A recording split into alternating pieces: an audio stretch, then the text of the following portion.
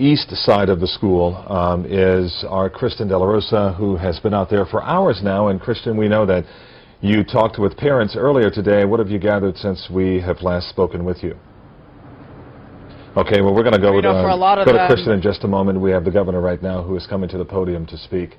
The governor has traveled here today immediately upon hearing this news, and he is joined by Sheriff Scott Israel. You see there to the far left, there's the sheriff with the governor. They've both been in touch with President Trump today, especially our governor. And also we're going to hear from Superintendent Robert Runcie right behind them. Here is Scott Israel. This will be the last briefing of the evening. I'm here with Governor Scott. I'm here with Rob Lasky, Director of the SAC of the FBI down the Miami Field Division, Mayor Beam Fur, County Commissioners, and Mr. Runcie. I want to start out by saying to Broward County, to the state of Florida, and to this nation, another horrific day, a detestable day. I'm absolutely sick to my stomach to see children who go to school armed with backpacks and pencils lose their lives. This nation, we need to see something and say something. If we see different behavior, aberrant behavior, we need to report it to local authorities. Since we've last briefed, we've identified 12 victims within this school. We will not be releasing the names of any victims until every family and every parent is notified accordingly. As soon as that's been done, of course, we will release a list. I want to thank you for getting the information to the folks we need. I'm going to bring up Mr. Runcie. Mr. Runcie is going to speak a little bit about some of the issues that the school board is incurring as superintendent, some of the decisions he's made. And then you'll hear from Governor Scott. We'll take any questions, and then we'll probably give you your next briefing tomorrow. Thank you. Mr. Runcie. This evening, our district is in a tremendous state of grief, sorrow. We're heartbroken over this unspeakable tragedy that has occurred here in Parkland, Florida. Words cannot express the sorrow that we feel. The victims and their families, our thoughts and prayers go out to them. No parent should ever have to send their kids to school and have them not return. That should not happen in Parkland. It shouldn't happen anywhere in this country. And we've got to find a way for this to stop. As a district, we will continue to work with law enforcement. We are focusing on providing all of the support that our students, our families, and employees need to cope with this devastating tragedy. It's going to take us some time to go through this, to heal, to figure out how to move on.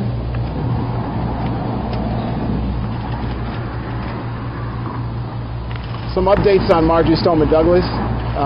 As for activities at school, will be closed for the remainder of this week. All activities will be canceled as well. We are going to provide grief counselors. They will be available to Marjory Stoneman Douglas students and families at the Pines Trails Park Recreation Center and Amphitheater, located at 10555 Trails End, Parkland, Florida, beginning at 8 a.m. tomorrow morning. Again, that's grief counselors for parents and families at Pines Trails Park Recreation Center in Parkland. We will also have grief counselors available for staff members at the Parkland Library at 6620 North University Drive in Parkland. Again, for the staff members, we will have grief counselors available at the Parkland Library at 6620 North University. The grief counselors will also be available at West Glades Middle School, which is right adjacent to this high school as well. And what I can tell you about today's shooter was a former Marjory Stoneman Douglas student and was currently enrolled in Broward County Public Schools. Because of federal laws around FERPA and student privacy, I can't provide you any additional information about the student this time. Again, we are tremendously heartbroken, saddened. Our prayers, thoughts go out to the Marjory Stoneman Douglas family and the victims. We're going to pull through this together as a community. This has been a day we've seen the worst in humanity. Tomorrow is going to bring out the best in humanity as we come together to move forward from this unspeakable tragedy. And I would like to thank Sheriff Israel and all the law enforcement agencies. It's been unbelievable. The courage and support. Almost every municipality in Broward County has been here. They've been coordinated. They've been working nonstop. The governor, his office, the state, everyone has just been outstanding in terms of their support and their efforts, and it's been heartwarming to see that. So as a community, as a state, I'm sure we'll be able to recover from this. Governor Scott, thank you.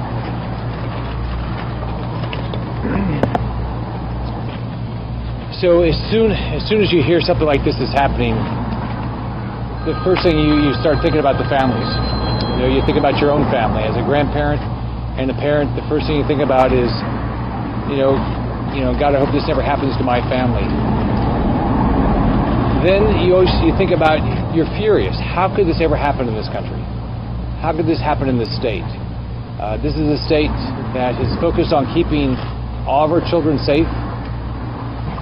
You come to the conclusion this is just absolutely pure evil. This state does not tolerate violence.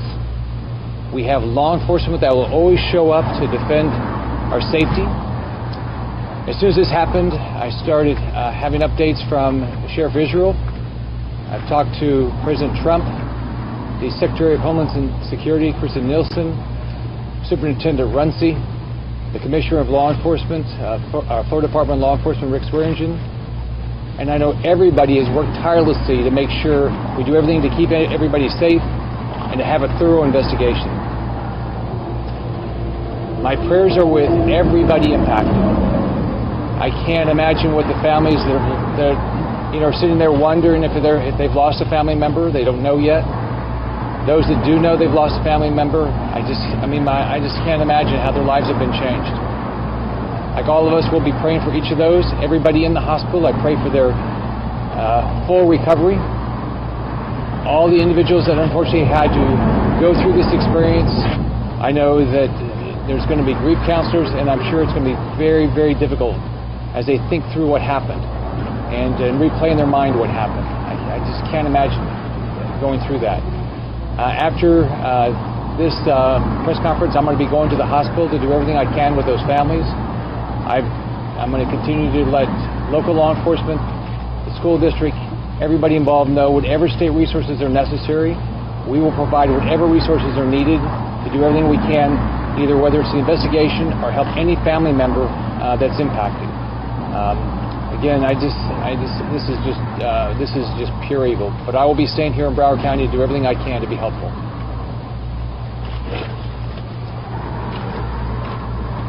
Basically, minutes after this event happened, I got a call from our Attorney General, Pam Bondi. Hours later, she's here. She, sadly, when I was speaking to her privately, she knows all too well about these tragedies. She was in Orlando in the aftermath of the Pulse nightclub, and she's come down here to help the families of those that lost loved ones. So I'm going to bring her up here to talk to you about some of the things that the Attorney General is going to do for our families. Thank you, Sheriff. Sheriff, I cannot thank you, the Governor, and the FBI. Rob, how you've handled this. You've been incredible. Superintendent, FDLE, all of the agencies working together. It's a horrible tragedy, and sadly, we've been through this before. I was also out in Nevada for the mass shooting. In fact, one of the victims called me on the way here from the Nevada shooting and said, I can't believe this is happening again. She still has PTSD, and she was a survivor. The office, my office functions in a way, and this is what we're going to be doing. I have 5 advocates headed in right now. I will have at least 10 more tomorrow, driving in from all over the state. we will pay for the funeral expenses of these 4 victims and do everything we can to help their families. The state of Florida, we will pay for counseling for the surviving victims. We will pay for students who need counseling. We will have the forms, it's paperwork that just must have a page that must be filled out. We bring it to the victims' families so they can get it done right now, don't have to worry about the expenses. We will take care of it. GoFundMe reached out to me already tonight. They've been pulling off anyone. If you think you're going to scam people during this tragedy, you're not.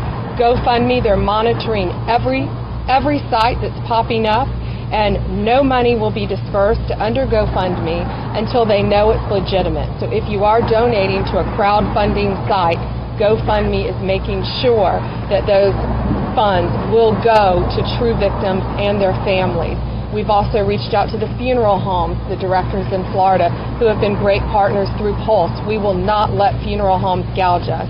The funeral home industry, they're sending down people tomorrow to help with the cost of the burial expenses for these victims.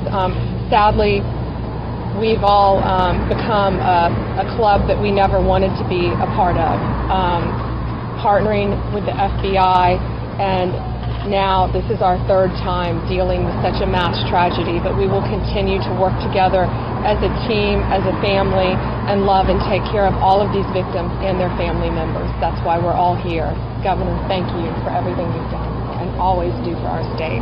Yeah, one thing the Attorney General's office does is they bring in victim advocates, and her and her team, they will go through and help each family that has impacted. So if you want, the best way is to reach out to the Attorney General's office. And we'll find our victims. That's right.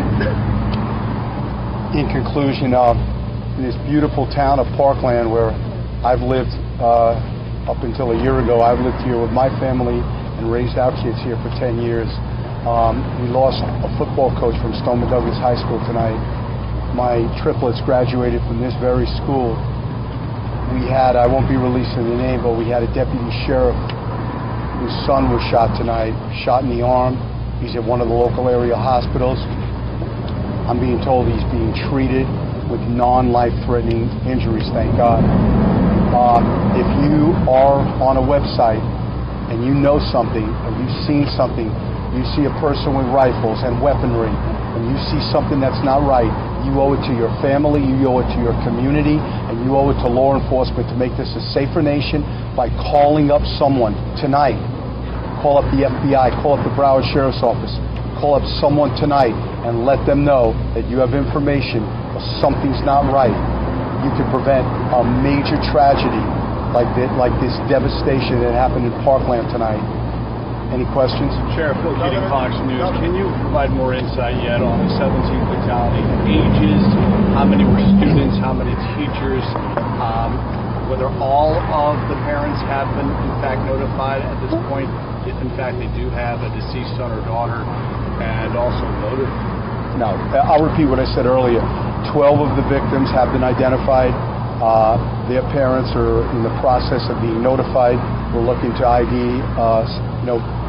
Some of these children had no ID. They left their backpacks. There were no cell phones, so we could trace them back. So we're in the process of identifying these children and adults, so their families can be notified. So I can't elaborate any more than that. Sheriff, have you identified all students, or is there anyone still missing?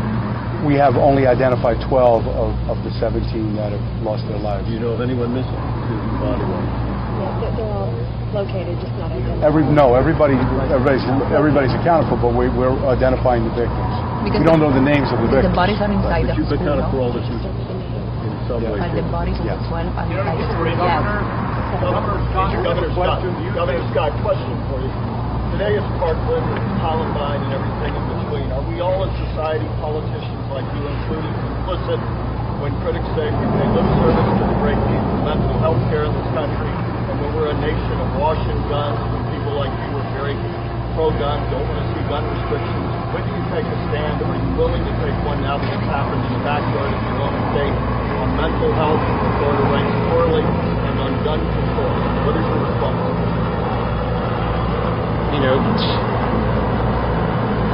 My heart goes out to everybody impacted today.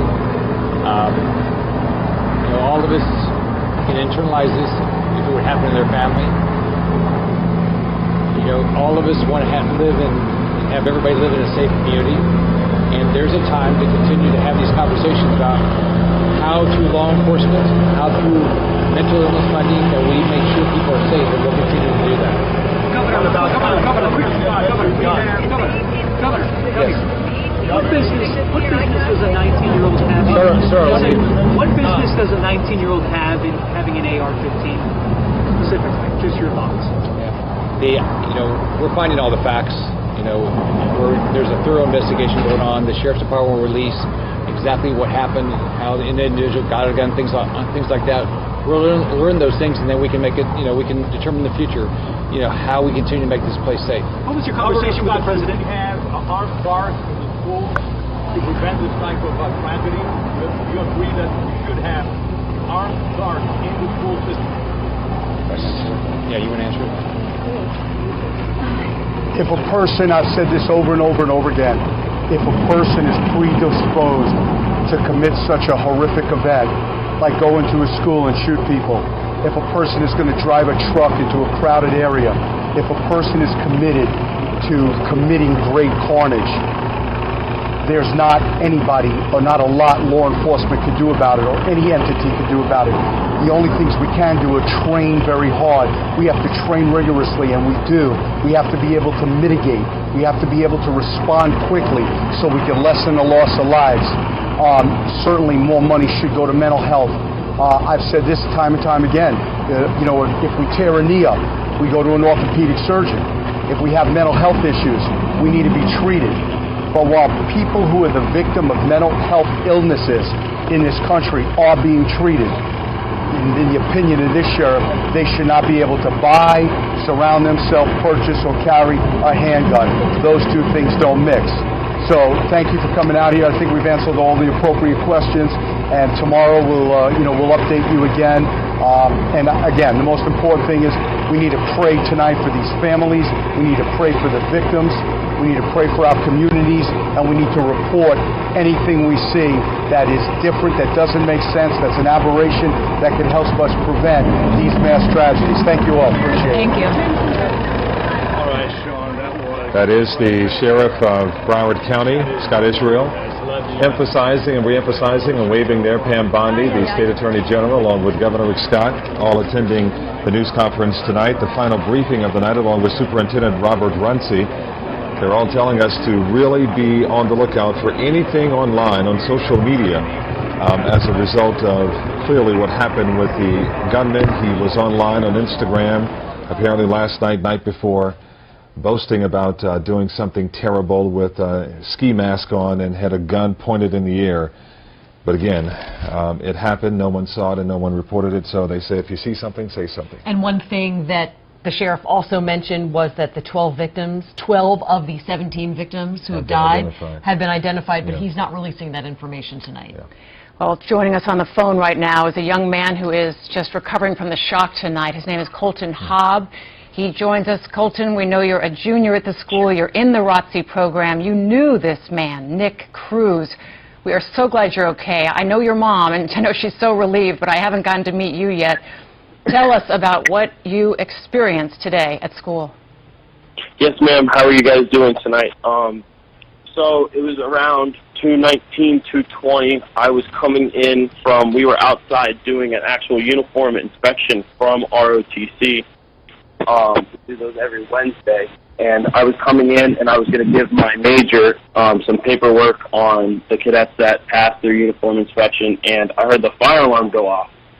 So I walked in through the door, and our normal procedure is to pack up our things and stand by for instruction, whether we go through the major's front door or we go through our other ROTC classroom and exit that way. So I was grabbing the paperwork to do the standard fire drill, and I heard over the loudspeaker, please exit the building as soon as possible. This is not a drill. So I had culinary that day with a friend, and we were making shrimp scampi. So I figured, okay, maybe something culinary happened, and I didn't know what had happened. So I had moved on from that, and all of a sudden I heard gunshots. It was 7 of them, and at that point, we all had been constantly told about how we were going to do a drill on like an active shooter situation, a code black, which is like if a propane line had broken and we needed to exit the school. So at first, to me personally, it sounded like firecrackers going off. So it changed from being a fire drill to, okay, maybe this is an active shooter drill. So I stood by the door waiting for instruction, and I had heard that this is not a drill, everyone needs to evacuate the building. And my first sergeant, my other JROTC instructor, had come in and say, everybody needs to get in my classroom now, this isn't a drill, something has happened. So we then went into his room and barricaded ourselves in a closet and against the walls and just waited for help to arrive, and it finally did. Colton, did you know this gunman, Nick Cruz? Personally, I didn't know him as a friend. I didn't have a full friendship with him, but I did know of him, and I had seen him in school before. My freshman year at Stoneman Douglas, I had him in my company, so I had definitely had interaction with him, but it wasn't to like a friendship of an interaction. But I definitely did get a little bit of a feel. So you knew him through ROTC. I mean, did he strike you as really off kilter? It wasn't so much as like off kilter. It was just there was something different, and it wasn't at the first when I had first met him. It was horrible, but the more that I had seen him, the more he was standoffish and didn't really like to many people. Just through those basic signs to me personally, how there wasn't something 100% as like I don't want to say normal, but like it wasn't exactly how most other people interact. How they're very talkative and everything like that. He was more kept to himself. You have a little brother at the school. He is really shaken up. I mean, did everything in you want to get to him and make sure he was okay? My first thought, as soon as I heard the second gunshot, because the first one didn't register right away, the second one did, and then from there it just got worse and worse in my mind. Where's my brother? Where's my best friend? And it was my first phone call was to my brother to make sure that he was okay if he was in a building. And at first he didn't answer the phone, so I called him again, and he answered the second time. And that was the biggest relief to me because, I mean, it was constant gunshots. And it was just scary. Where's my little brother? Where's my friend? What's going on? And Colton, I think we're all trying to process this all in real time. As you reflect on everything that happened to you today, what sort of goes through your mind and your heart? I just wish that we could have helped more. I was in the classroom, and as soon as we heard this is not a drill, code red, we opened the door and tried to get as many people into the room as possible. And I just wish we could have got more people into safety. So this wouldn't have been such a horrific accident. But we did the best we could, and everybody that was in our room went home safe to their parents, which is the biggest thing to me personally. And can you describe to us what it was like inside that room with those other students and then eventually waiting for help to arrive? It was kind of nerve-wracking just because the first part you didn't know what was going on because it got quiet. So then we decided we were going to barricade ourselves in and prepare, God forbid, which thank God it never happened, that if the student were to somehow get into the room, we were going to try to protect ourselves and defend ourselves, really. So we were preparing for that to happen, and then when help finally did arrive, it was the biggest relief to us personally because they came in, they gave us instructions, and they got us out as quickly and safely as possible, and that was amazing. So thank you to all the first responders who helped us to do that tonight. Yeah. How long were you locked down? How long were you in that classroom? It honestly felt like 30 minutes, but in actual time it was about 2 hours because the fire alarm was pulled at 2:20, and I don't remember leaving the school till at least 5 o'clock is when I believe the police came into the building for us personally. And when you were inside that room, did you have any idea who may have been shooting?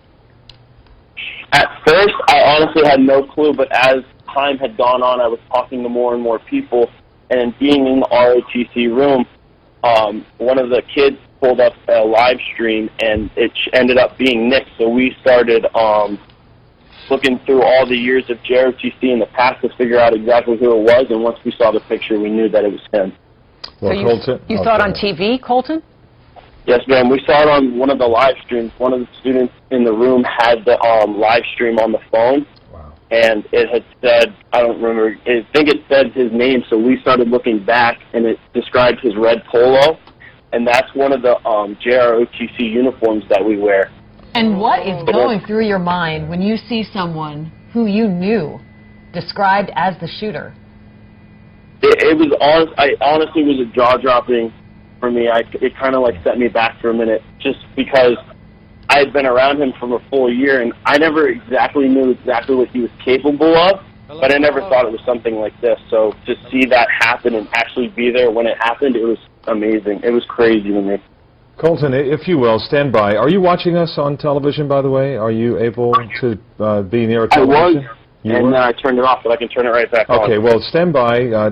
Turn us on for just a second, because we have some new video that just came into our newsroom of inside the school when the shooting was taking place, and we know that the video is graphic, so we do want to warn the folks at home that the video is graphic.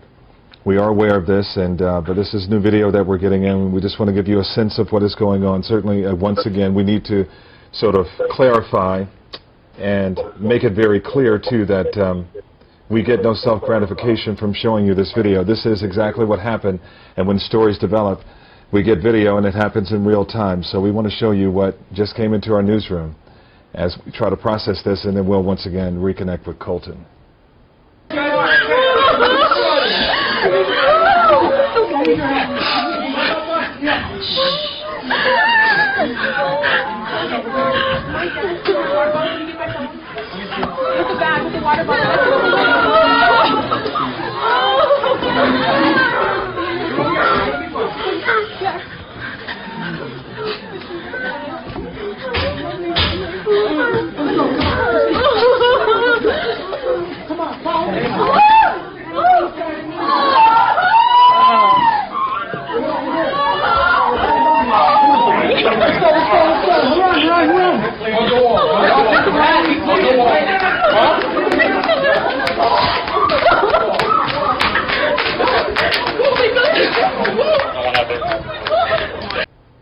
Oh, dear. So there you have it. Kids were actually in a classroom with a lifeless body, apparently one of the victims, one of the 17 victims, so 12 people inside the school that was shot today by the gunman.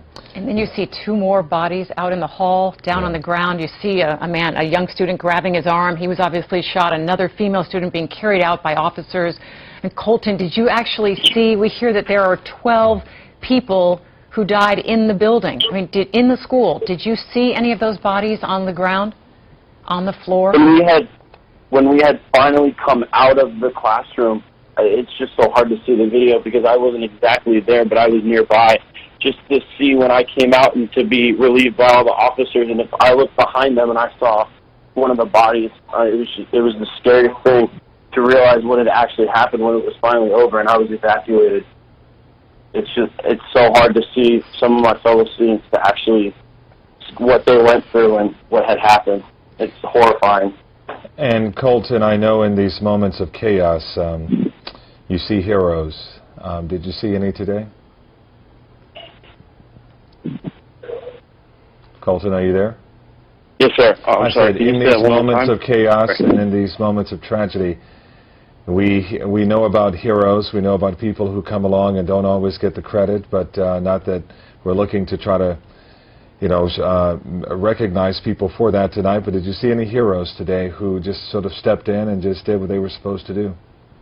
From the live stream that I had seen, and when I had first looked at the videos, I saw my coach, Coach Bryce. I don't believe he made it, but I heard from one of my friends that he tried everything he could to get to the shooter and save as many people as he could. He was running through the hallways and just trying to help as many people as he possibly could. And I saw my head of my security, Mr. Greenleaf, and I saw him trying to just get as many people out of there as soon as possible. It was just, to me personally, to see that all going down, it was horrific. I didn't know what to do. It was kind of scary in a way. And Colton, you're all in the ROTC program. I mean, you are the ones training to head into the military and to protect our country. To think that someone in the ROTC program could do this, it must be just shattering to all of you. It really was. I mean, we were sitting there, and as soon as we had had confirmation that it was Nick, we were like, what is this going to do to our program? How is this going to make us look? Because we love this program. We put everything into it. I'm on as many teams as I can be after school, and I put everything I possibly can into it. So to see something like this happen, it makes you think, like, what's going to happen to our program? We put everything into it.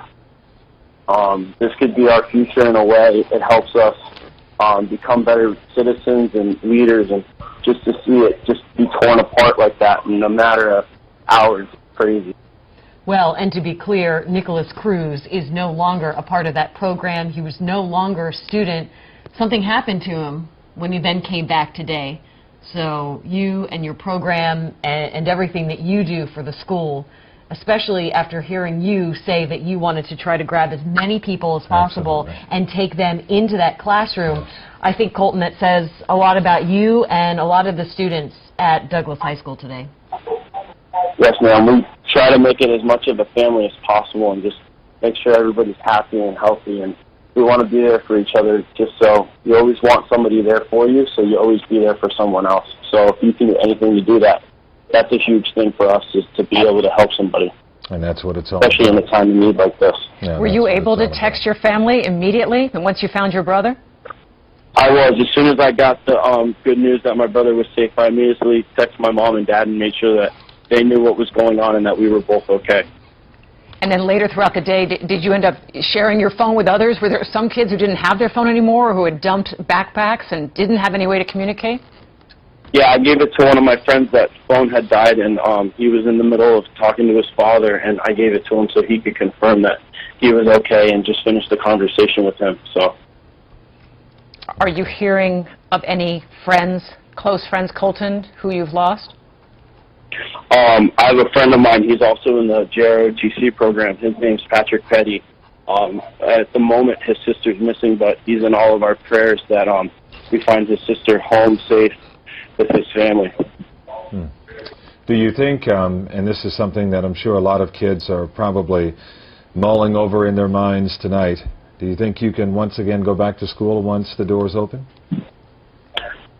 I think that I'll be able to, just because I want to see everybody come back together. And, I mean, it's a great learning environment, but I just want everybody to come back and be the family unit that we have been for so long. Yeah, it's just hard to think about, you know? It's hard to watch, too, right now, because right now we are looking at some live pictures from our own Sky 10, which is over your school, and we're seeing some lights on in some of these rooms where police are now combing over evidence and looking at this, which is now a crime scene, and that's got to be so hard for students and teachers who normally think of it as a safe place that you go every day to be with your friends and to learn. And today, in the words of the superintendent, we saw some of the worst of humanity. Yeah. And by tomorrow, we will see the best, and we know it will when you're with your friends again, Colton. Before you go, there's been so much focus on this building, and we are seeing some of the lights come on, Colton. The freshman building, we're told. Is that where you were, or what building were you in when this happened? I was in the 500 building, so across from that 700 building, that little pathway, that is the 700 building. I was the building to the left of it, if you're looking at the square courtyard. But could and you on the hear? first floor, that's where the ROTC room is located. Could you that's hear the gunshots? Could you hear the gunshots in that building next door? I did. It was scary. That what had first set it off were those first 5 or 6, maybe it was probably 7. I counted 6, and then I stopped counting because I was trying to figure out, okay, what do I do from here? But, I mean, the first initial gunshots, it was the scariest thing that you heard it, and then it had happened from there. What are we going to do from now until my instructor came and helped us get through it? Well, you are a very brave young man, and you and your instructor, and you pulled a lot of people into your room, and we are so glad you are okay, Colton, and your brother, Carson, is doing okay. We thank you for your time tonight. Yes, ma'am. He's doing good. Good. We're glad to hear that, and we know you're going to be a really strong force when you go back to school. Thanks so much for your time. Thank you so much. Have a great night. All right, you too, young man. Wow. So strong and so smart, very clear, and has a very positive spirit about him, saying that, look, the one thing I really wanted to do was help more. That's my one regret. Spoken like a true member of ROTC. And of course, we're looking again at these live pictures where FBI agents and Broward Sheriff's deputies have converged on the scene. It's a crime scene. They have a lot of work they need to do. 12 people killed inside that building, and as we understand, they are still inside that building, and police are now processing that. Yeah. We are now 5 minutes past the bottom of the hour. We have our Louis Aguirre, who is standing by right outside of the Broward Sheriff's Office and the county jail out there to bring us up to speed on the day's events. And Louis, we'll hand it off to you to sort of set the pace for us for the rest of the night. Go ahead, my man. Well, Calvin, Lori, Janine, we've been monitoring the Broward Sheriff headquarters for the latter part of the evening, waiting for any movement, any signs that have been happening in the past several hours. I can tell you that the 19-year-old suspect is still inside BSO headquarters right now, and they are questioning him. Everybody's still trying to make sense of the horror that occurred today here in South Florida. The call went out just after 2:30 this afternoon. Sky 10 quickly above the scene, and at first it was just chaotic. Kids running from Marjory Stoneman High School, and then later on we saw them single file being led by law enforcement authorities who just moments earlier had gone inside the school and taken them out, making sure that they were secure before taking them outside of school property. But for an hour and a half, that gunman was loose inside that school and unleashed his terror this afternoon here in Parkland. This man, 19-year-old Nicholas Cruz, a former student of Marjory Stoneman High School, expelled for disciplinary reasons, and obviously had a lot of emotional problems that he was dealing with because the terror that we saw today just has no name. You can't put a reason behind that, and we all saw the videos that were streaming all day long through all the various social media apps. The Snapchat feeds are just bone-chilling.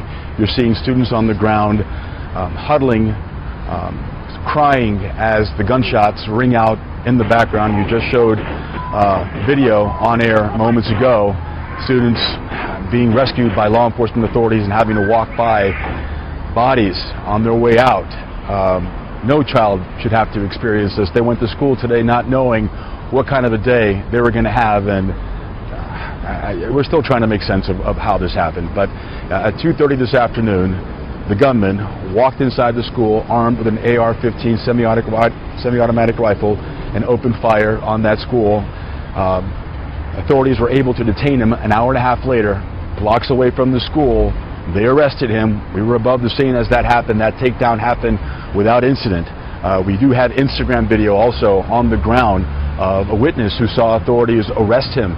They arrested him, they placed him on a gurney, and they took him to Broward Health North, where he was treated and then released back to authorities, who then took him here to BSO headquarters, where he's been ever since. But again, the question remains, how was he able to just walk into that school armed with such a powerful weapon and just open fire like that without anybody noticing? The good thing is that they do have him in custody, and authorities were able to lock down that situation before we lost any more lives today. But as it stands right now, 17 innocent people are dead, and as you said, 12 of those victims inside the school have been identified, and now parents and loved ones are being notified that their loved ones did not survive this horrific attack.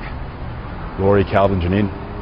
All right. Louis, we thank you for your perspective out there very much. We know this really hits home in our community you grew up in, and it is just devastating for everybody, everyone who calls South Florida home. It is hard to imagine that this is rocking our community right now. And it's hard to imagine that Parkland is now sort of in the national lexicon. A lot of people are talking about it on Capitol Hill as well as the White House. That's right. Let's go to our D.C. Bureau Chief, Ross Palumbo, who has been speaking with a number of lawmakers tonight, including both senators from Florida. Who do you have with you now, Ross? Well, Lori, Calvin, Janine, I wanted to give you a quick update from the White House. I'm just hearing now that the president will not be addressing the nation tonight. He most likely will be speaking out about this tomorrow morning. In the meantime, a source with the president telling me that he is simply glued to the TV coverage. We do know that the president is getting regular updates. As we've been reporting, he has been all night in contact with Governor Rick Scott and, of course, Sheriff Scott Israel and Superintendent Runcie down there to get the very latest from the scene. The president did speak out by Twitter just before 4 o'clock this afternoon. He tweeted out, "My prayers and condolences to the families of the victims of the terrible Florida shooting. No child, teacher, or anyone else should ever feel unsafe in an American school." Also, while at the White House, right before we came to the Hill, we did manage to catch up with Press Secretary Sarah Sanders. Take a listen. Do you have any words for the people of Florida? The president's put out a statement. We're continuing to monitor the situation. And the president's in touch with the local authorities right now? Yes, he is. And he's spoken with Governor Scott. The secretary has spoken with Governor Scott. We're going to continue to stay in touch with state and local law. And the president making sure that everything that Florida officials need to go through this horrific scene down there that they have. Senators Marco Rubio and Senator Nelson saying that they are in touch with the FBI as well as local officials, making sure that they get all the resources they could possibly need down there. And Lori, Calvin, Janine, we know that the president is going down to Mar-a-Lago on Friday evening. Now we're waiting to hear whether the president will be going earlier to South Florida, his second home, and we're waiting to hear whether the president will be visiting that high school or he will be talking to the family members of those victims. We're waiting for those details to come in. As soon as they get to me, we'll get it right out to you. In the meantime, though, that's the very latest live from the Hill. Back to you. And Ross, before you go, if you could just sort of sum up what Senator Nelson, Marco Rubio, Debbie Wasserman Schultz all said to you tonight. It appears that they are clearly touched by this moment.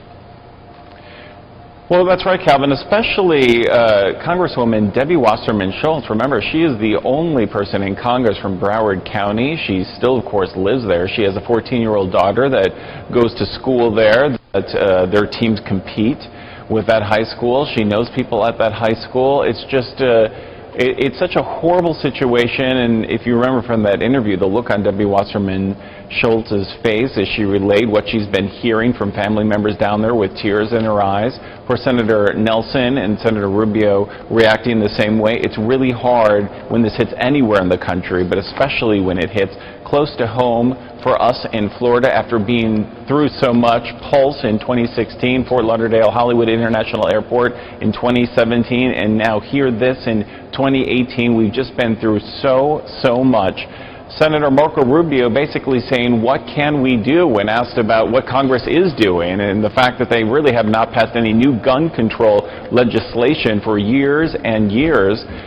Senator Rubio saying, as soon as we have a solution, we'll try to get it out there. But what is the solution? In contrast, the Democrats like Senator Bill Nelson and Congresswoman Debbie Wasserman Schultz saying that they have put forward measures that simply have gone nowhere, pointing out that the president, after the Las Vegas shooting on October 1st, the single deadliest shooting in American history, the president saying there really wasn't the time to talk about it, and then after that really doing nothing. In fact, it's been the states themselves, as you well know, that have gone forward with legislation to ban those bump stocks, those things that make guns automatic by bouncing the trigger back and forth.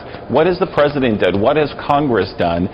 They've effectively done nothing. The Democrats tonight pledging to get right on this tomorrow. They were already beginning the conversation, but it's really not just up to one party, it's up to everyone. And without the president being on board and without the Republicans being on board and some Democrats, really it seems that here we go again, another horrific shooting, another time in South Florida or Florida, and no solution in sight.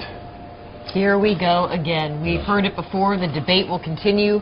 Ross Palumbo, we appreciate you in D.C. We'll check in with you in a bit. You know, for a lot of our lawmakers, too, this isn't just about politics. This is personal. As he mentioned, Debbie Wasserman Schultz represents Broward County. Yeah. They are parents themselves, our lawmakers here in South Florida. So for them to see this, it's an awful thing. It really is, and so many people are grieving tonight, and so many people are just really shaken. And if you're concerned about your kids, as you heard Robert Runcie say, they are going to have grief counselors available at West Glades Middle. The school will be open tomorrow. They'll have plenty of grief counselors there, and if that's a place you'd like to head and just get the process started, get your kids to speak about this, certainly head on over there tomorrow. Yeah, and we got a briefing earlier from Scott Israel, Governor Rick Scott, Robert Runcie, and you talked about the grief counselors. Robert Runcie could not really go into great detail about the shooter, only the fact that he did attend Marjory Stoneman Douglas High School at one point and was actually still enrolled in Broward County Public Schools. And for legal reasons, he could not go into great detail about the background of Nick Cruz. So we don't know if the alternative school he was going to, I mean, it sounds like that is a Broward County public school, but he was still within the system. He was in the system, he was definitely a former student of this high school, expelled last year. For apparently bringing knives to school. And I think one more headline, too, that came from that briefing is that Pam Bondi, the Attorney General for the state, she actually said that she would be willing to pay for, she's going to pay for the victims' funerals, all 17 of them. And Governor Scott says he's going to be spending the night in Broward County. He is not headed back to Tallahassee.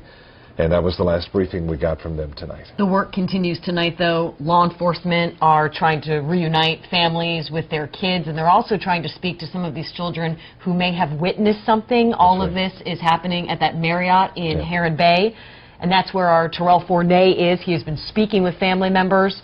Terrell, tell us what you've been hearing out there. Well, Janine, Calvin, and Lori, I can tell you that it is a very coordinated effort that is still underway even tonight here inside of this hotel. Take a look behind me. You can still see some activity in front of the hotel.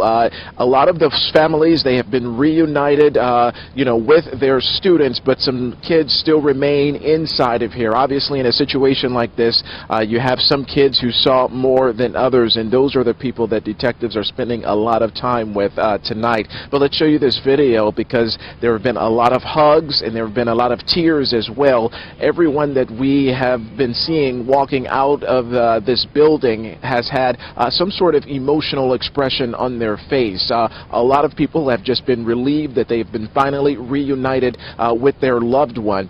We can also tell you that a lot of the parents who have been here have had some trouble getting here as well, especially around that rush hour because the streets around that high school were shut down, and of course it was rush hour, so it was literally some logged jammed roads that were that people were experiencing around here. They were not able to easily get to this facility, and that only added to their anxiety. But some very scary moments obviously for some students who were inside of that school when those gunshots went off.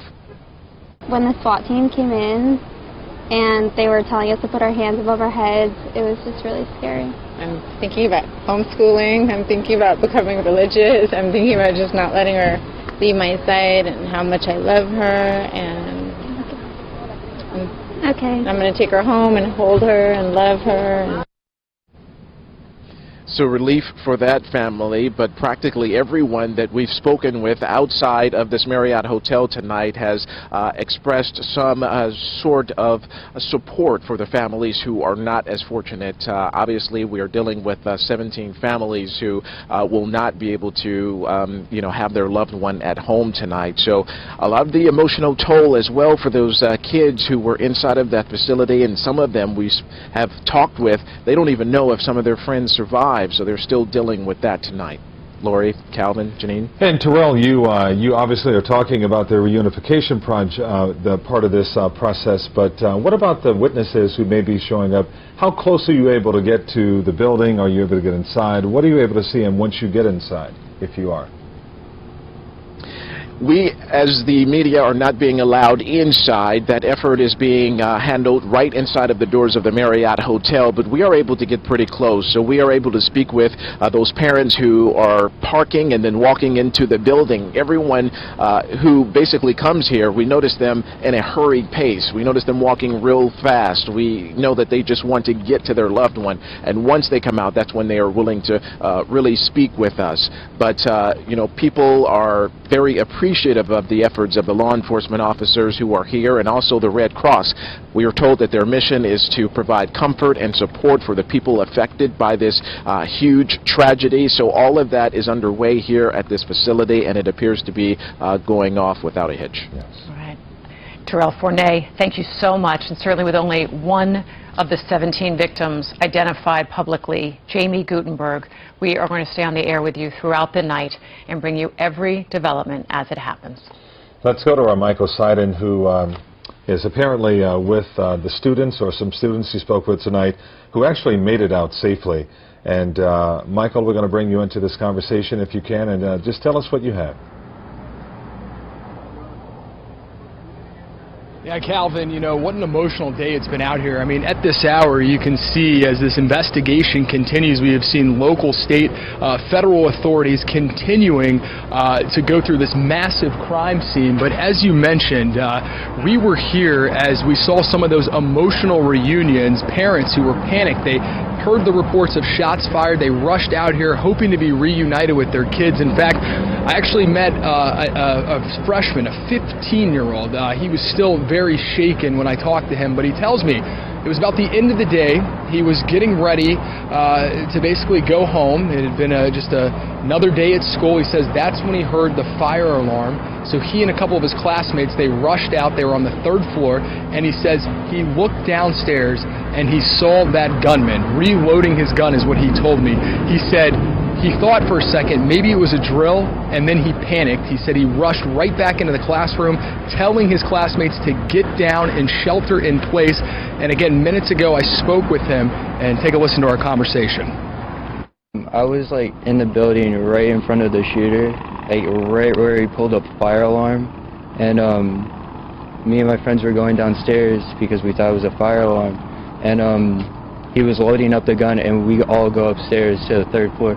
We're like, everyone get into a classroom, and we hear bullets coming closer and closer to us, and then we just hear kids screaming, and like this teacher supposedly was trying to help a kid and got shot. I texted my mom and said this is happening, and she didn't believe me at first because she thinks I would be joking about that, but I was serious.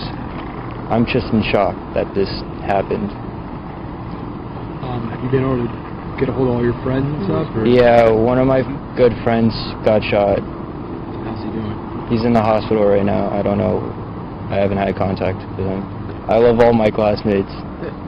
I love this school. That's it. And I pray for everyone that has to go through this, and like all the family members that's children died. It's a shame. And I know we've said this over and over again, but these types of things just don't happen in this community. That's really what we've been hearing from so many people. So many, you know, they call themselves just one big family.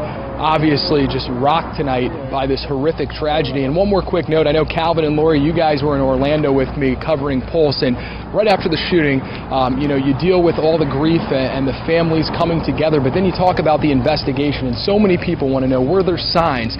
Well, you know, I know we've been digging into the suspected shooter's background all night tonight, and coming up in just a little bit, I actually spoke with a former student. She had a couple classes with this suspected gunman, and it's really chilling when she describes what kind of signs she saw only a couple years ago, but she just told me, you know, she never thought that this man would be capable of such a heinous crime. Gives you chills. Michael Seiden, thank you so much. On the right side of your screen, you're looking at the building there, that freshman building, as it's called, at Marjory Stoneman Douglas High, and we just keep seeing these lights going on, and you realize that this is going to happen all night long. I mean, investigators are in there, and there are still bodies in that building, and they are investigating every single death and every single situation, and it is going to be a very long night there. You know, Colton talked about this, the young man who we spoke with just moments ago, about how one of his friends is missing. I think he said one of his friends, he had a brother who was missing or something like that. Our Jeff Weinseer has been emailing us all night, and I believe it's now the 8th person who is now missing from the school, who is trying to be tracked down via social media. So folks are using Facebook, Instagram, Twitter, it doesn't matter, whatever they can use to try to track down young people who may not be in the hospital that they can identify, or someone who just may be lost out there. And of course, we have all of those images on our website. We're sharing them on our Facebook. We're here throughout the night with you, so if you are tuning in and you see these pictures, and we're going to check in with Jeff in just a little bit, That's right. This is sort of the opportunity to take a look at these pictures, because as we've been talking about this all night long, it is now more than 7 hours since this incident, and a lot of these kids may have cell phones that the batteries have gone dead, maybe they had to leave their phones behind, and so parents, even at this late hour, they're worried about where their child may be. And even at this late hour, Congressman Carlos Curbelo is joining our Ross Palumbo on Capitol Hill. So let's get right out to our D.C. Bureau Chief, Ross Palumbo. Well, that's right. Carlos Curbelo, the congressman, joining me right now. And many people probably remember that you were a school board member for 4 years in Miami-Dade County. What is this school system going through right now? Well, just as someone who spent a lot of time in schools as a school board member, I cannot imagine the fear, the pain, the trauma that so many people in our community are experiencing right now. We were working on immigration for most of the day today, in and out of meetings, because that's a hot topic here in D.C., and as soon as we caught word of this, we turned on the TVs and watched in disbelief, really not understanding how this could happen in our community on Valentine's Day, on Ash Wednesday, such a special day for so many people. And we just have to take a good look at what happened, try to figure out what the motives were, figure out how this young man was able to acquire these weapons, and figure out if there's something that we can do to help prevent this in the future. Throughout the years during my time on the school board, Miami-Dade did a lot to strengthen police presence at schools, to close campuses with fencing, and it looks like we're going to have to do more of that, invest more, because obviously our kids are exposed. And Congressman, what can you do really on the Hill? We've been talking throughout the night how Congress really has done nothing for years and years and years. I know that you personally, after the Las Vegas shooting October 1st, the single deadliest shooting in American history, you introduced bump stock legislation. Can you tell me what happened to that? That's right. So after Las Vegas and also previously after the Pulse nightclub shooting, I introduced bipartisan, common sense gun safety legislation. The first piece of legislation was no-fly, no-buy legislation that targeted those who were under FBI investigation for ties to terrorism. And the second piece of legislation more recently was to ban bump stocks, these devices that turn legal weapons into illegal weapons or semi-automatic. Semi-automatic weapons. It bounces the gun back and forth, making it automatic. Correct. So what happened to the legislation? So on the bump stock case, most people here agree that they should be banned, but due to special interest groups, we have not been able to advance the legislation, and some are calling for an administrative ban, a change in regulation. However, we know that ATF can't do that. So I don't want to jump to conclusions about this case. I don't know if either of these pieces of legislation would have prevented or mitigated this tragedy today. We need to learn more.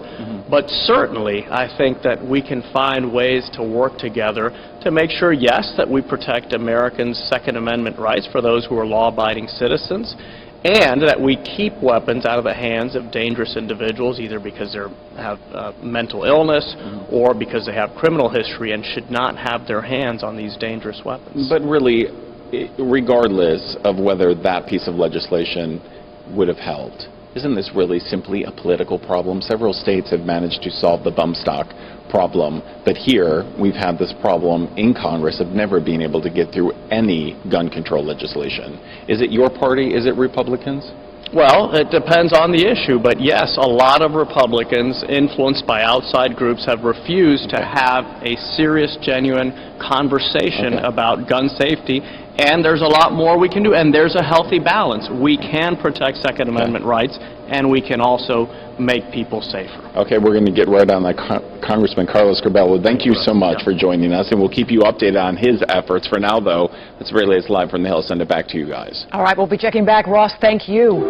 Our coverage continues of the Stoneman Douglas massacre. It was a difficult night for South Florida as we try to come to terms with what happened today inside the Parkland High School. We brought it to you live on Local 10 News this afternoon. Students running for their lives, ditching their backpacks, SWAT teams closing in on the school, and the suspect, all with parents anxiously waiting for news and hoping to finally reunite with their children. And this is what we know so far. The gunman has been identified as 19-year-old Nicholas Cruz, a former student at Stoneman Douglas High. At this late hour, authorities have confirmed 17 people have been killed in the shooting. And the gunfire was first reported just after 2 p.m. Stoneman Douglas High will be closed through Friday the rest of this week in the wake of the massacre. And before we start our team coverage now, we do want to take you inside of today's terror. We do want to warn you, though, this may be hard to watch.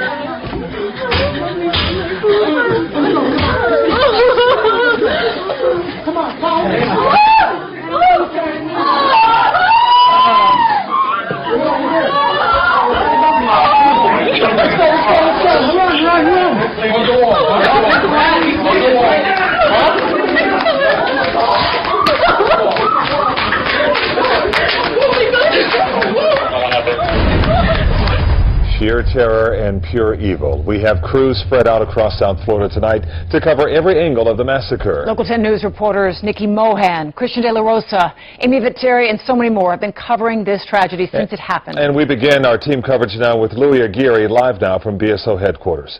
Louis.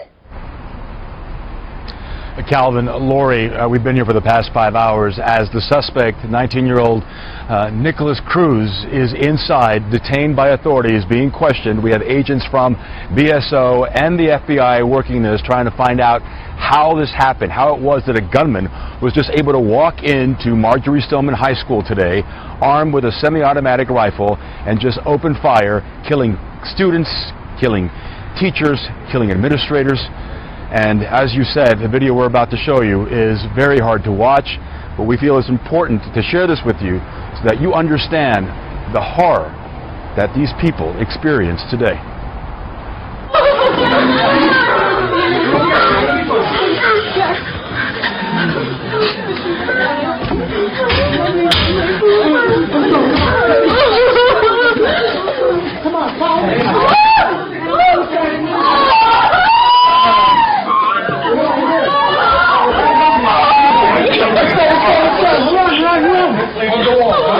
Terror inside the classrooms at Marjory Stoneman Douglas High School Wednesday afternoon.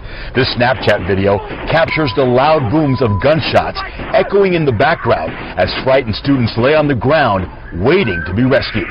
Inside the hallways, authorities say 19-year-old Nicholas Cruz, armed with an AR-15 semi-automatic rifle, unleashed his terror, indiscriminately opening fire on whoever crossed his path. The Broward Sheriff's Office confirms the gunfire began just after 2:30 in the afternoon, right before class was supposed to let out. Students reported hearing the fire alarm first, and then the gunshots. I heard at least 5 gunshots. Me and my friends, we ran as fast as we could by the West Glades gate. We hopped the fence, went to Walmart, and I called my family and my friends. Sky 10 above the chaotic scene as students ran for safety, law enforcement moving in to secure the school and hunt for the gunman. For an hour and a half, the gunman was loose, with students, teachers, administrators, and anxious parents not knowing what was happening. Then, at 4 p.m., authorities announced they had the suspected gunman in custody. Sky 10 over the scene as Cruz was arrested without incident. Instagram video on the ground shows the takedown. Cruz restrained, then placed on a gurney before being taken to Broward Health North and then to the Broward Sheriff's Office, where investigators began to uncover his disturbing posts on social media. And we've already began to dissect his websites and the things that social media that he was on, and some of the things that come to mind are very, very disturbing. So, of those 17 innocent souls who lost their lives today, 12 of them inside the school have been identified, but now comes the grim task of talking to loved ones, informing them that their loved ones did not survive. 14 survivors are in area hospitals, 3 of them in critical condition, fighting for their lives, and we, as a community, must now come together and decide what we're going to do. Because how we respond to this tragedy as a community, and as a nation, and as leaders of this nation, will define who we are. Lori and Calvin. And Louis, for people who've lived here for so long, I mean, this is the first time that our community is going to be tarnished and thought of forever by this massacre. You know, having covered news in this town for a good 25 years, and having grown up here, it was hard to keep the emotions in check, because this is my birth town. This is where I grew up, and these are my neighbors. This is my family, and so it hits especially hard when you watch something like this happen in other schools, in Sandy Hook, in Columbine, even at the Pulse nightclub. Obviously, it's devastating, but when this happens in your own backyard, there are no words to describe what I am feeling and what many South Floridians are feeling here tonight. Anger, frustration, sadness, and heartbreak. But hopefully, we have to believe that some good will come of this and that these innocent lives did not lose their lives in vain. Some good has to come of this. Otherwise, it's just the definition of insanity is doing the same thing over and over again and expecting different results. And this was maddening here today.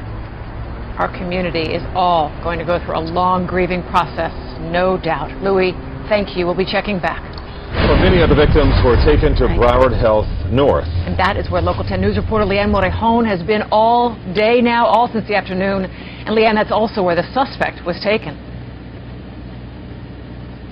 He was here for a brief time, Calvin and Lori, for about an hour or so, treated for injuries that we're still not clear on at this time. We know they couldn't have been very serious, though. Again, just for a short time, that suspect, 19-year-old Nicholas Cruz, was brought here to Broward Health North in Deerfield Beach and then was released, transported in a Broward Sheriff's deputy's vehicle out of the hospital and on to the Broward Sheriff's headquarters in Fort Lauderdale for questioning and for further processing. As for the victims, those that are still fighting for their lives tonight, we know some of them are here in the hospital, and at least 2 that were brought here would not make it. 16 victims rushed to Broward Health hospitals following the massacre at Marjory Stoneman Douglas High. Broward Health North placed on lockdown with police guarding the entrances. Loved ones escorted in by doctors and BSO. Fortunately for everybody, we were located very close to the high school where this shooting happened. So fortunately for everybody, they brought these patients to our hospital, and we were able to do a great job to do the right thing. Broward Health Systems tells us tonight they received 17 patients, including the suspect. 7 victims were brought to Broward Health Medical Center in Fort Lauderdale, 5 with non-life-threatening injuries and 2 with life-threatening injuries. Broward Health Coral Springs received 1 victim with non-life-threatening injuries, and Broward Health North received 8 victims. 2 were pronounced dead at the hospital, 3 now have non-life-threatening injuries, and 3 have life-threatening injuries. You know, as a human being, you could imagine that they would be in shock or, be emotional about the whole situation. At one point, the suspect, 19-year-old Nicholas Cruz, was also brought here to Broward North. He was seen being wheeled out of a fire rescue unit around 4 p.m. Wednesday. He left the hospital in a wheelchair and was put into a Broward Sheriff's deputy's vehicle about an hour later. The reason why he was brought here remains unclear. Back out live here to Broward Health North tonight. We are not expecting to get any more new information from Broward Health Systems tonight. We understand that the next update will likely come sometime tomorrow morning, hopefully early in the morning, so we can get you the very latest information on the Local 10 morning news that will start at 4 a.m. As for those 8 victims that were brought here, remember 2 of them died. We understand that all 8 of those people did sustain gunshot wounds, so these were not injuries that were sustained in the process of running away from the school, no trips and falls or bumps and bruises. These were gunshot wounds that these 8 people sustained, and sadly 2 people would not survive. 3 people with critical life-threatening injuries just here at this hospital. As we mentioned, there are others in the other 2 hospitals, Coral Springs and Broward Health, the main campus in Fort Lauderdale, that do have some critical, only Broward Health in Fort Lauderdale has some with critical injuries. We know that the one single person that was brought to Coral Springs suffered non-life-threatening injuries, but again, there are people right now that are struggling to survive in the hospital, others doing a little bit better. We are hoping all of them can pull through. Reporting live in Deerfield Beach tonight, Leanne Morejon, Local 10 News. Leanne, we know doctors have a mission to be in the moment and to do their jobs. But those doctors look like they have so much anguish on their faces. They look like they were so impacted by this moment. What was your perspective there at the news conference? Well, these doctors were the utmost professionals. You saw them there in just a couple snippets that we included from their news conference from earlier tonight.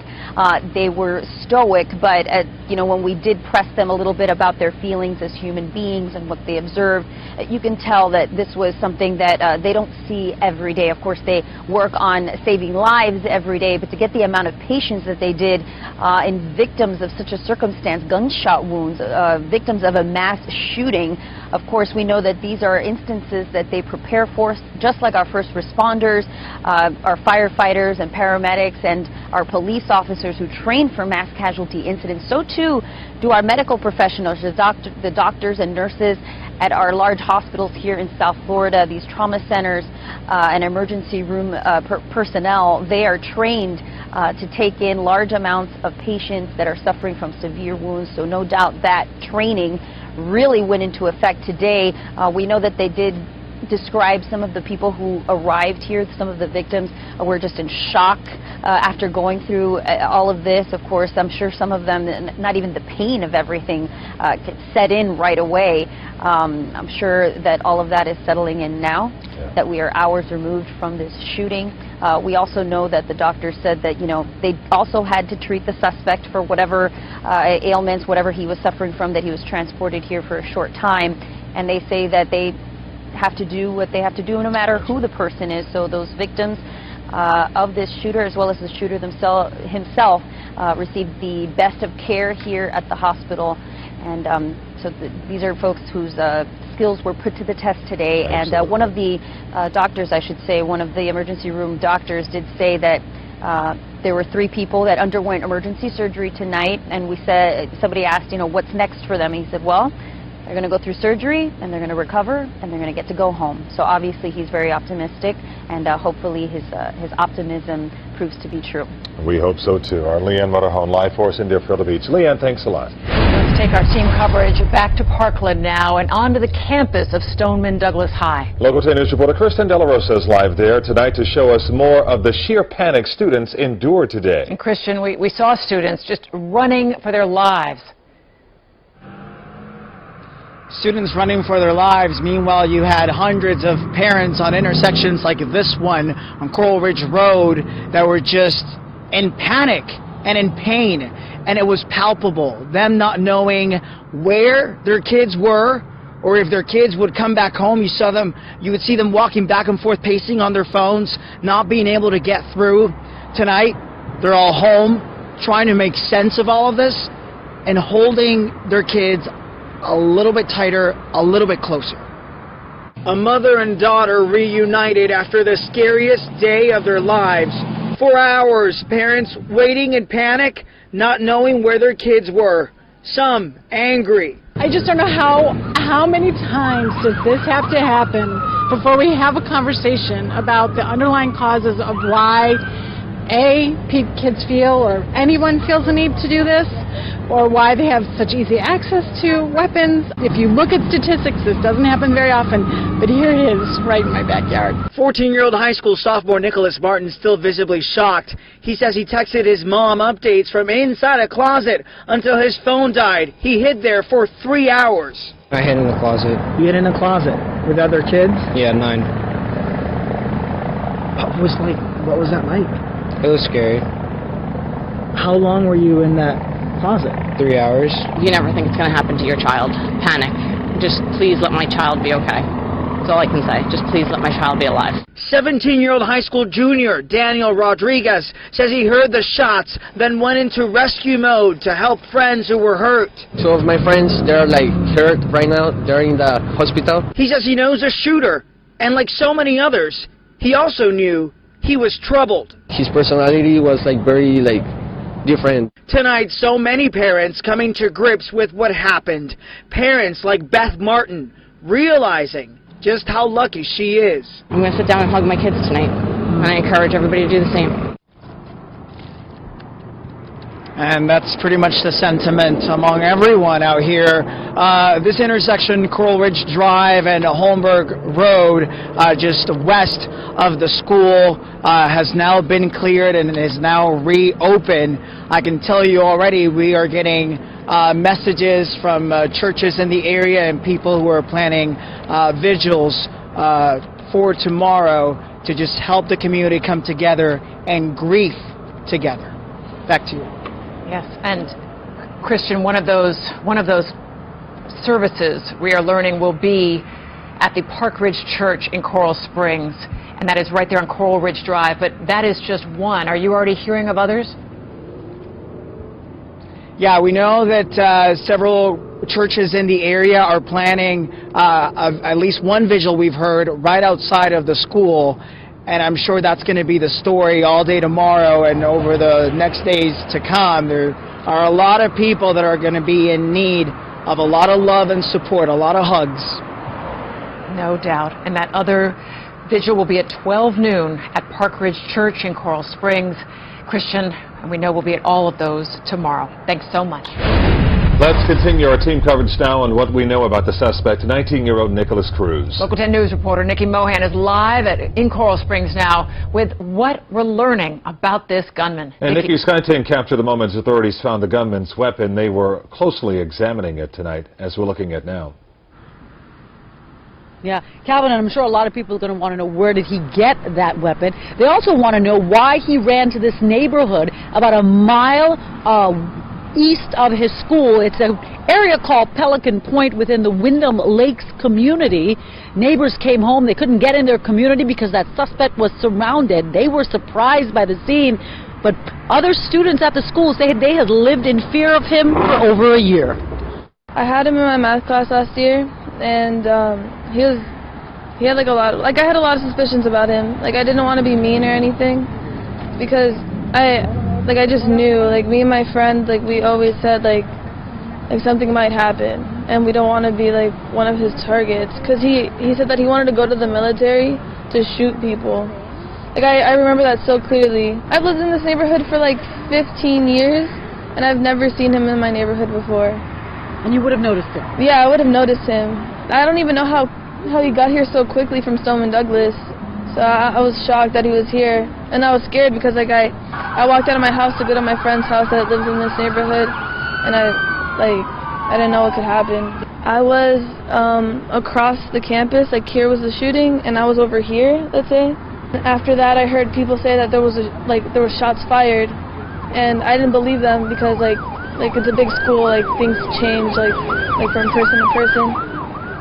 So I didn't believe that, and then other people said that it was just people banging on the lockers, and I was like, oh, okay, then it must not be. But then my friend called me, and she said, it's a shooting, run. I still get chills when I hear that little girl recount what this day was like. You know, we just got a call from a person that claims she was close to the family, a close family friend of Nicholas Cruz, his mother, his brother. She had a little more insight into why he could have run in this neighborhood and what the last 4 months of his life was like. I'll have that for you. I'll have that interview for you coming up on Local 10 News at 11. For now, live in Coral Springs, Nikki Mohan, Local 10 News. And Nikki, you have to think about your own daughter. We know, we all think about our kids when we hear these young people recounting these tales. And there was a middle school right nearby as well. It is absolutely frightening. Yeah.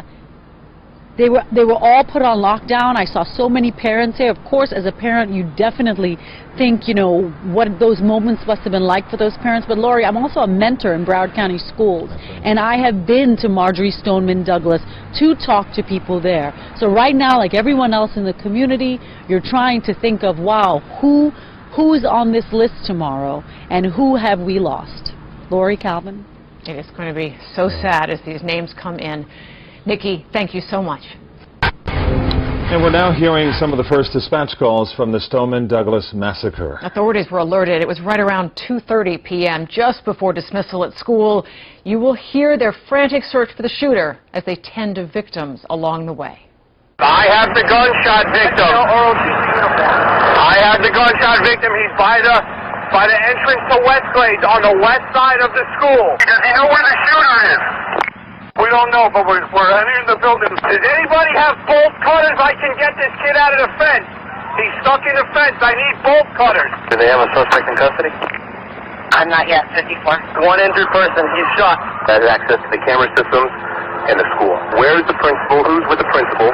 And I got a guy here outside the building with us that can get the cameras. If any unit can advise the suspect description other than wearing a hoodie or an ROTC uniform, please advise. In the 12 to 1300 buildings, 12 to 1300 buildings, that's the last place the witness saw. SWAT personnel 19. They are monitoring the subject right now. He went from the 3rd floor to the 2nd floor. 3rd to the 2nd floor. He may have a gas mask on now. Stand by for further. They're monitoring him on camera. Is now back down on the 2nd floor. He was on the 3rd, back on the 2nd floor now. Yes, sir. They're following him. It's about a 20-minute delay. They're following him on video, on the camera. They had him exiting the building, running south. Those moments playing out today at Marjory Stoneman Douglas High School, and it's just hard to hear even some almost 8 hours after the shootings took place there. And as we've heard witnesses describe, it really matches that audio there. Just that sense of panic, kids dumping their backpacks, some kids trying to jump the fence but getting stuck, literally stuck on the fence. Too, yeah.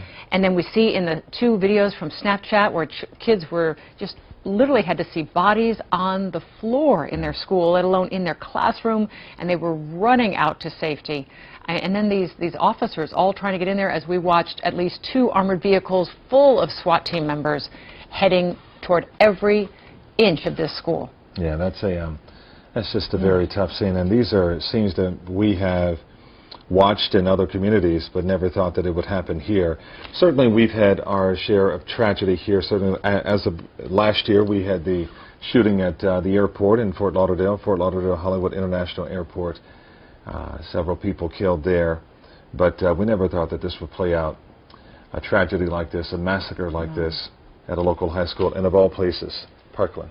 And now as we see police crews and detectives there late tonight, it looks like they're putting on some protective booties on their feet. They're putting on jumpsuits. It's interesting to see what they are doing at this hour, but no doubt going into a school that will have blood on the walls and on the floors and other gruesome scenes with 12 bodies still inside that school.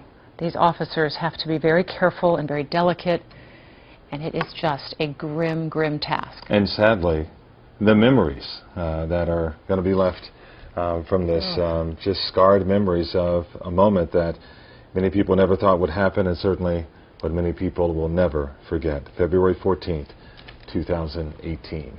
It is surreal, and we've been on the air for 8 hours with this, and it's hard for us to believe what has really happened. It is hard for anybody at the school to believe it, even if they lived through it, let alone all of you, the viewers with us tonight. And we are here to all just get through this together because it is just a certain amount of just shock value here. hard to fathom and to get your arms around the fact that this has happened in our community, that 17 lives are lost, and to think of the days and weeks ahead of mourning and grief is just unreal. The Attorney General for the state says that state resources are going to be used to pay for the funerals of all 17 of the victims involved in this massacre at Stoneman Douglas today. That is certainly a little bit of comfort and relief, but the families of those 17 victims would love to have their loved one walk back through the door tonight. Oh. And you see the lights on in this building.